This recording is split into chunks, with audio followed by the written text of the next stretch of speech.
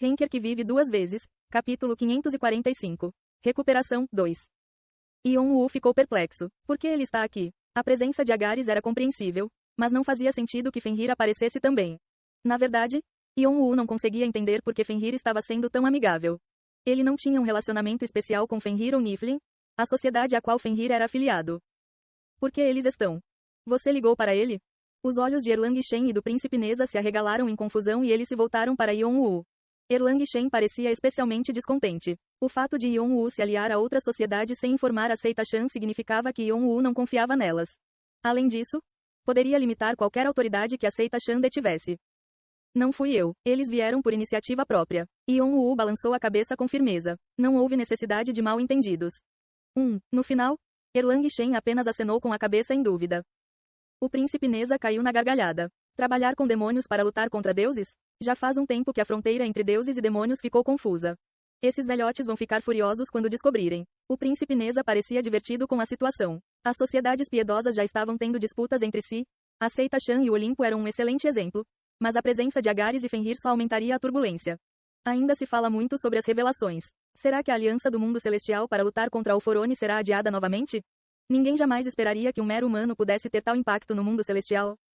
Yon-woo não apenas derramou combustível em um mundo já cheio de desconfiança, ele também ateou fogo nele. O príncipe Neza poderia ter escolhido ficar com raiva, já que foi um dos que defendeu uma aliança do mundo celestial para lutar contra Alforone. Mas sua curiosidade como deus militar era ainda maior. Ele ficou surpreso com o tamanho do fogo que Yon-woo havia acendido e curioso para ver o quanto ele ficaria maior. Sem qualquer preocupação com os deuses, Fenrir correu sobre suas adoráveis pernas com Agares sentado em suas costas. Foi uma visão fofa, mas apenas para aqueles que não sabiam que eles eram na verdade um demônio perseguidor e um lobo monstro que engolia deuses. Uau! Fenrir olhou para Yon-woo e latiu enquanto seu rabo balançava. Agares cruzou os braços e ergueu o queixo arrogantemente. Eu pessoalmente desci para ajudá-lo novamente. Você não precisa estar muito feliz. É um favor especial que estou concedendo a você. Yon-woo ficou surpreso e falou friamente, com os olhos semicerrados. Não tenho nada para trocar com vocês desta vez. E não pretendo procurar outra sociedade para me aliar no momento. Agares riu. Que engraçado. Eu já não te contei? Eu vim para ajudar. Você viu o que aconteceu através das mensagens, correto? Sou um espírito livre que não é reprimido por nada. Eu escolhi ajudar você. Então qual é o problema?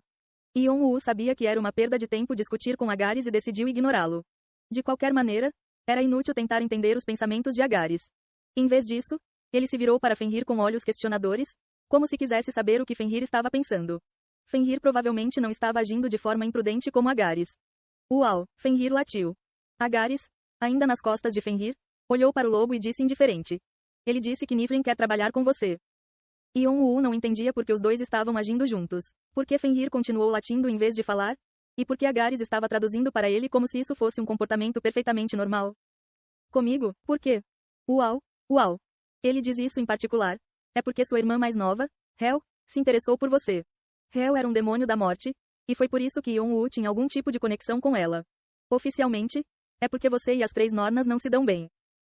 Sim, eu me lembro disso. Isso foi bastante revigorante. Ele estava falando sobre a vez em que Yon-woo antagonizou o RD, a deusa do passado, no 16º andar. Ele diz que é porque a deusa do futuro, Skuld, fez uma profecia. Uma profecia de Skuld? O que as três Nornas disseram sobre Yon-woo? Uau! Ao latido de Fenrir, os olhos de Agares escurecerão. Ragnorak estará com você. Yon-woo ficou surpreso. Ragnorak foi uma grande guerra no fim do mundo nas lendas de Asgard e Niflheim. Mas seria com ele? Algo de repente lhe ocorreu. Visto que o fim do mundo também significou a morte do mundo, poderia de alguma forma estar relacionado com a escuridão. Mas antes disso, você estará na nova era, ele diz. Yon-woo não entendeu o que ele quis dizer. Novo, ou começo, não eram palavras que combinassem com escuridão. Mas ele tinha certeza de uma coisa. O RD estava obcecado por mim. Porque as três Nornas viram algo em mim, mesmo que eu nem tivesse a força de um Henker naquela época. Houve outra ocorrência que ele quase esqueceu. Quando conheceu Laplace no 11º andar, Laplace lhe deu uma mensagem de um demônio. Você foi o demônio que me disse para tomar cuidado com o RD? Uau! Uau! Fenrir latiu alegremente em confirmação. O templo do rei do submundo era o principal templo de Hades no Tártaro, mas agora tornou-se o de Tifão. Uau! 3 colunas de fogo arderam, cada uma assumindo uma forma distinta. No centro e na posição mais alta estava Perséfone, à sua direita estava Tifão e à sua esquerda estava Teia, que representou os titãs após a morte de Cronos. Ela era uma deusa que já governou os céus e agora estava presa no subsolo. Este lugar era o território sagrado de Taifon, mas Perséfone não escondia seu status superior. Ela era uma apóstola de sua grande mãe, a Mãe Terra, por isso não era exagero considerá-la a rainha dos titãs e gigantes. Como ela estava aqui em nome da Mãe Terra, ela tinha o direito de sentar-se no centro enquanto Theia, que estava sentada na posição mais baixa, tentava conter sua humilhação. Embora Perséfone e Tifão não possuíssem lendas tão inspiradoras quanto a dela, ela era pouco mais que sua serva. É claro que Perséfone e Tifão sabiam o que Theia estava pensando, mas não se importavam. Para eles, os titãs eram criaturas do passado e servos que poderiam ser usados a qualquer momento como os protogenoi. Eu não preciso contar a vocês dois porque estou aqui, preciso? Perséfone falou com títulos honoríficos em voz baixa. No entanto, o imenso poder sagrado em sua voz significava que cada sílaba que ela pronunciava unia firmemente as almas de Taifon e Theia. Era evidente que a verdadeira voz de Perséfone continha o poder sagrado da Mãe Terra e agia como um meio de controlar os dois seres. Taifon assentiu solenemente. Ion-Woo frustrou seus planos várias vezes e cometeu o pecado de invadir seu território sagrado. Era impossível para ele não saber. Mãe quer aproveitar esta oportunidade para levar o sucessor das trevas em suas mãos. No entanto, ela está ocupada digerindo as outras sociedades no momento, por isso é difícil para ela agir pessoalmente. Também estou ocupado me movendo de acordo com suas ordens para desviar a atenção dela. Depois que sua conexão com o caos rastejante foi cortada, a Mãe Terra estava se preparando para sair para o mundo novamente, uma situação que estava lentamente se formando sob a superfície de um mundo celestial. Confio que vocês dois cumprirão esta missão. As expectativas dela em relação a você, Taifon, são especialmente grandes. Você deve recuperar o trono da morte, não é?